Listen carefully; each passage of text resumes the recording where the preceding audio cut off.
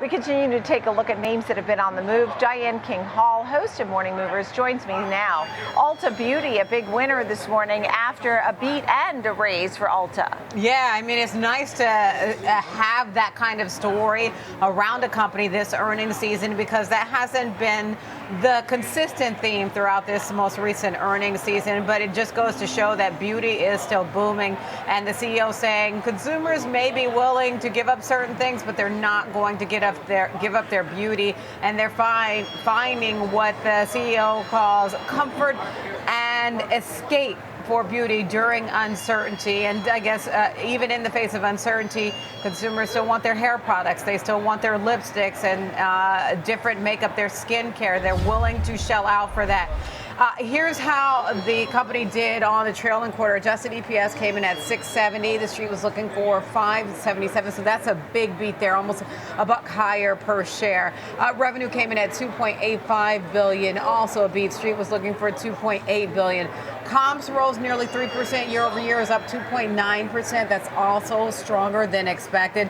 So you see some consumer resilience playing out here. Revenue overall grew 4.5%. You mentioned the beat and raise, Nicole. So they raised their guidance for both sales and profit for the year. It reflects optimism about the consumer, even in the state of an uncertain environment. They've raised their fiscal 2025 EPS guidance, adjusted EPS, to come in a range of $22.65 to $23.20.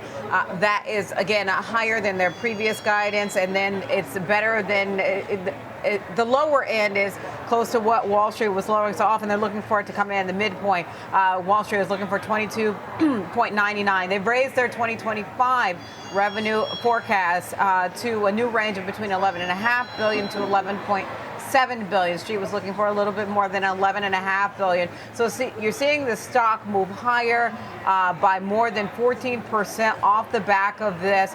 They have just a lot of things going for them. They have something they call Ulta Beauty Unleashed.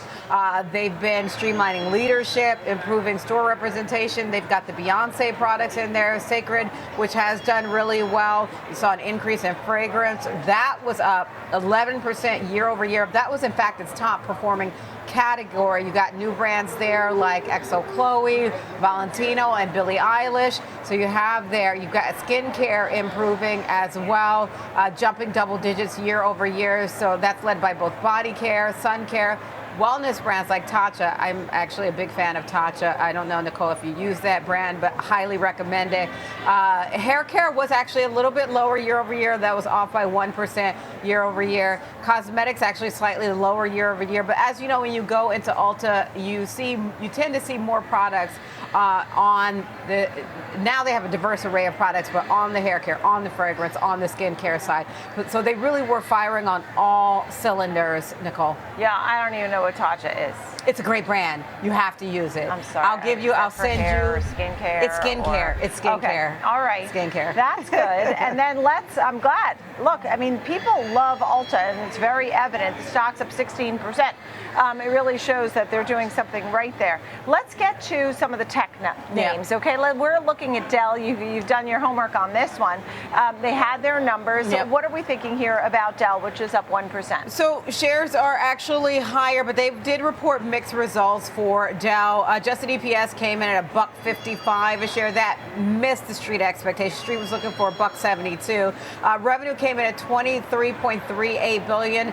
That was better than expected. Street was looking for $23.14 billion. They did guide better than expected. They guided for EPS to come in at $2.25 for the current quarter on an adjusted basis. Revenue for the current quarter, they're projecting that to come in between 28.5 to 29.5 billion. That's also better than expected. For the full year, they're keeping their revenue outlook in line with expectations, projecting that to come in at $103 billion. They've raised their full year adjusted EPS forecast to $9.40. That is up again from their prior guidance by 10 cents. They do expect momentum when it comes to their AI systems. They're expecting $7 billion in AI systems to ship this quarter. That is a higher margin product, so it bodes well for Dell. They've got strength in their backlog. They've They've got some confirmed AI systems orders that are pending shipment. They've got 14.4 billion in that. They've got 12.1 billion in AI orders that were confirmed in Q1 alone. So it shows again that there is still demand for those AI systems. They call it unprecedented demand. That's a quote, particularly for second-tier cloud players like CoreWeave, which we know they have that relationship with NVIDIA. And then Dell, of course, a key partner to NVIDIA, especially when it comes to building systems around its GPUs. So again, you're seeing a Dell move higher today. Not seeing a lot on the analyst front in terms of some price target. There are some moves, though, on the analyst front, Nicole. Okay, and you know, when we think about Dell and the competitive landscape, but we've seen a lot of good news, not necessarily from Hewlett-Packard, but many of the tech names have given us some bright spots, right? Yeah, and look, to your point where you mentioned even how Ulta beat and a raise. So even though it was a mixed quarter, again, it's the guidance that really matters, especially when you get to the end of earnings season. And so when you can guide for higher, the street likes that. I'll give you some of the adjustments that a handful of analysts are doing. Citigroup is moving their price target on Dell higher to $135 a share. They've got a buy rating. They're maintaining that buy rating. Morgan Stanley adjusting their price target to also to $135 a share. They maintain an overweight rating, essentially the equivalent of a buy rating. Barclays is moving a little bit higher, but they are neutral on Dell. They're moving to $123 a share. They've got equal weight rating, Nicole. Yeah, and last but not least, we're taking a look at ZScaler. Now, it's amazing how in a down market, you got three names that had up arrows. What about ZScaler after exactly. You've got some strength there for ZScaler as well.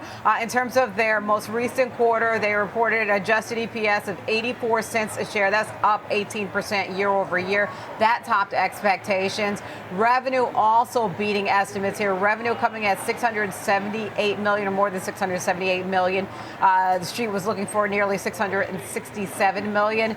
You had strength in billings. Billings up 25% year over year, coming in at 784 million. That, again, beating expectations here. And keep in mind, billings are a key indicator of future growth when it comes to ZScaler. Their revenue guidance was a little light. Their midpoint, 706 million.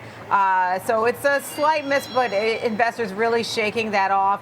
Again, a lot of this has to do with how the street is viewing their billings, and also they made a strategic move with this acquisition of Red Canary. They're expanding in the security operations center market. They've announced this acquisition. That deal is expected to close in August. The financial terms were not disclosed.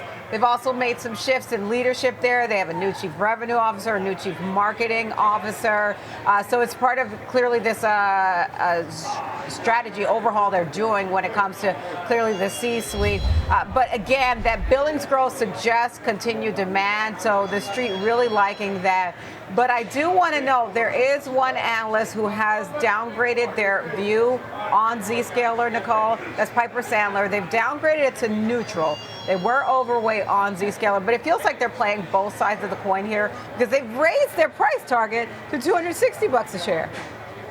Right? I know. You have sort of the push and pull, but they probably basically said, look, you know, this is a valuation call now at $270.